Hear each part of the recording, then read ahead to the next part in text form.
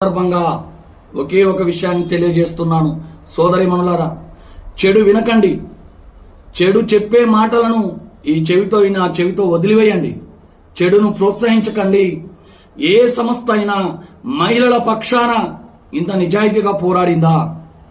ఇంత నిజాయితీగా ప్రతి కార్యక్రమాన్ని మిమ్మల్ని గౌరవించి ప్రతి కార్యక్రమాన్ని దేశవ్యాప్తంగా చేశాం. ఈ మధ్యకాలంలో ఉమ్మడి ఖమ్మం జిల్లాలో 300 మంది మహిళలతో భారీ ర్యాలీ నిర్వహించాం. భద్రాద్రి కొత్తగూడెం జిల్లాలో 420 మంది మహిళలతో భారీ ర్యాలీ నిర్వహించాం. హైదరాబాద్లో అనేక కార్యక్రమాలు చేశాం. వైజాగ్, ఏలూరు, మిగతా జిల్లాలకు కూడా టైం లేక పోలేని పరిస్థితి ఉన్నది. ఇప్పుడు నిజామాబాద్ కానీ, కరీంనగర్ కానీ, ఆదిలాబాద్ కానీ, అదేవిధంగా మెదక్ కానీ, ఈ జిల్లాలలో సఖీ జాతీయ మహిళా మండలి కొత్తగా ఏర్పడింది. అందుకే చెప్తున్నాను, సఖీ జాతీయ మహిళా మండలి ఈ భూమి ఉన్నంత కాలం ఉంటుంది.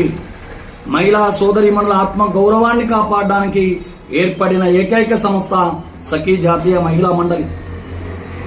ఏ సంస్థ కూడా 2 సంవత్సరాలు దిగ్విజయంగా పూర్తి చేసుకుని 3వ సంవత్సరాలు అడుగుపెట్టిన సందర్భం లేదు.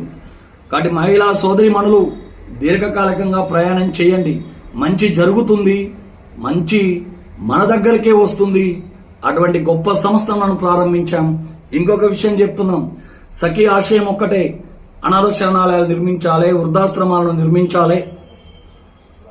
దాంతో అనాథ శరణాలయాలతో పాటు వృద్ధాశ్రమాలతో పాటు ప్రతి మహిళను ఎకనామిక్ ఎంపవర్మెంట్ దిశగా అడుగులు వేయాలని ప్రయత్నం చేస్తుందని తెలియజేస్తూ ఉన్నాను.